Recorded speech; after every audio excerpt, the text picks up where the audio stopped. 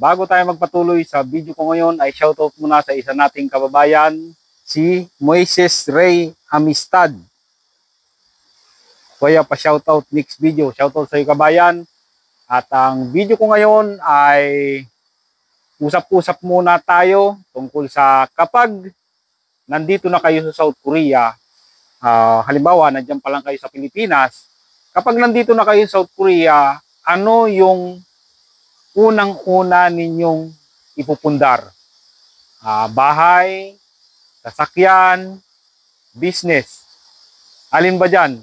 Pero halos lahat naman talaga ay inuuna talaga yung bahay sa lupa. Dahil nga unang-una ay mahirap talagang mangupahan. Ako talaga, yan din talaga ang inuna ko, bahay at lupa. Nag-ipon muna ako ng 1 year, mahigit 1 taon siguro 1 year and 6 months. Nag-ipon muna ako ng pera at yung binibenta ng ninong ko sa kasal na lupa't bahay niya, yun yung binili ko. Dahil hindi ko talaga ginusto na kumuha ng bahay sa Pag-ibig. Ang mahal talaga. Kung isipin mo, hindi siya mahal dahil monthly ang hulog, pero 25 years, 35 years mo siyang babayaran. O nakadepende naman yan. Siyempre, kung biglaan naman ang hulog, kung kunyari kalahati, halimbawa ang presyo ng kinuha mong bahay sa Pag-ibig ay nagkakahalaga ng 2 million pesos. Pag yung, depende rin naman, may 1 million pesos ka na, buong hulugan para yung interest niya ay mabawasan yung tubo, yung monthly. At para kasing para ka rin kumuha ng hulugan na sasakyan o kaya motor, halimbawa sa motor, mabibili mo yung motor ng 60,000 pesos cash. Pag ginawa mo na yung hulugan sa loob ng 3 years, ay magiging doble na yan. Mahigit 100,000 pesos na yan, mga 110,000, 120,000 pesos yan. Ganyan ang nangyayari. Kaya ang payo ko sa inyo ay mag-ipon muna kayo pagdating nyo dito. Kung gusto nyong bumili ng mga pagpundar ng sariling lupa't bahay, mag-ipon muna kayo sa loob ng 1 taon. Advice ko lang yan. Nasa inyo pa rin naman yan ang decision kung gagawin nyo to. Pero paalala lang naman itong sa akin at mahirap talaga. Lalo na kapag sinabayan ninyo ng yabang, kukuha kayo ng hulugan na bahay sa Pag-ibig, tapos kukuha kayo ng sasakyan na hulugan, talagang magreklamo kayo pagdating dito kasi wala halos talagang matitira sa sweldo ninyo pag pinagsabay-sabay ninyo. Kaya para sa akin ay mag-ipon muna bago bumili ng mga gustong bilihin. Una sa lahat, bago kayo umalis sa Pilipinas, siyempre, yung iba sa inyo, karamihan sa inyo ay baon sa utang. Katulad ko dati, nasa 80,000 yata yung utang ko nung umalis ako sa Pilipinas. At yun muna yung inuna kong bayaran. Binayaran ko muna yung mga utang ko. Ganyan dapat. Dapat nyo munang bayaran yung mga utang ninyo bago kayo mag-ipon. Pero yung iba talaga, hindi nila inuuna yung bahay sa mga sasakyan. Ang inuuna nila talaga, yung mga talagang mga business-minded talaga, inuuna nila ang negosyo. Talagang kanya-kanya talaga tayo ng diskarte sa buhay. Sa tingin ko talaga maganda talaga yung negosyo eh. Bago magpundar ng lupa't bahay, negosyo talaga yung pinakamaganda. Pero ewan ko kasi hindi naman tayo business-minded Kaya ang inuna ko talaga ay bahay sa lupa. Iwas upa din kasi, gastos din kasi monthly yun. Isipin mo, magbabayad ka ng 3,000, 2,500 sa bahay, bukod pa yung wifi, bukod pa yung bill ng kuryente.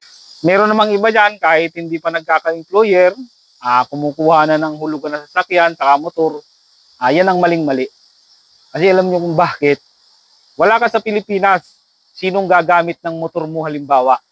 Mabuti sana kung yung motor, pwedeng kabitan ng sidecar. Kasyo yung iba, ang ginawa, bago umalis, kumukuha ng motor na pangporma, ang tanong, sino ang gagamit? Mabuti sana kung marunong mag-drive yung asawa mo, ano. Sa akin naman, wala talaga akong biniling sasakyan saka motor. Wala talaga. Kasi ang inuuna ko talaga, inuna ko yung bahay at lupa ko, tapos nakabili pa ako ng lupa na yun nga yung pinag-iipunan ko ngayon. Pag uwi ko ay papatayuan ko ng paupahan. Yun. Saka yung ibang pera ay naglagay ako ng pera sa bangko namin. Tag-iisa kami ng anak ko, asawa ko, saka sa akin. Nandun yung ibang pera at yung pagbalik ko dito, doon na nga ako nag-iipon yung ibang natitira sa sweldo ko, ay doon ko iniuhulog sa Pag-ibig MP2 savings account ko. At medyo malaki-laki na rin. Wala talaga akong hilig sa sasakyan.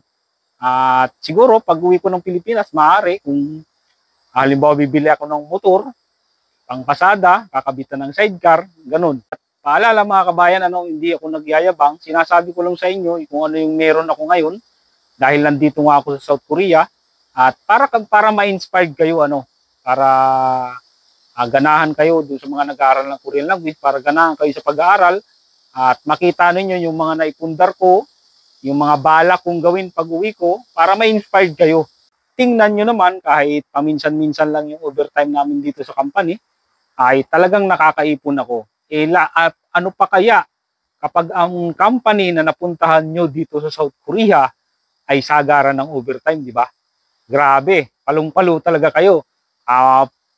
Kahit sa loob ng 1 taon o 2 taon, makakapagpundar na kayo ng bahay at lupa, sasakyan, Kaya, swertihan din talaga dito kung talagang malakas yung mapuntahan yung company o kung halimbawa nang mapuntahan yung walang overtime, yung company na mapuntahan nyo dito ay wala halos overtime, ay pasalamat na rin kayo.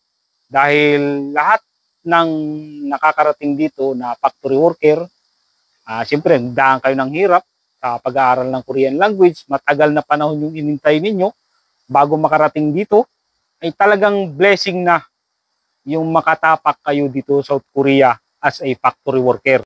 Malapit ng massive selection.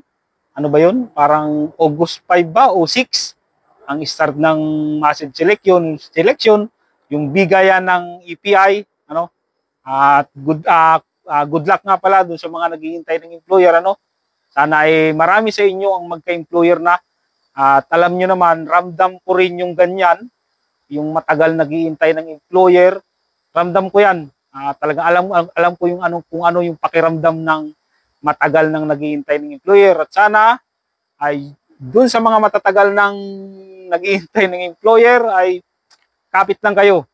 Masasaan ba't masisilik din kayo ni Sadyang.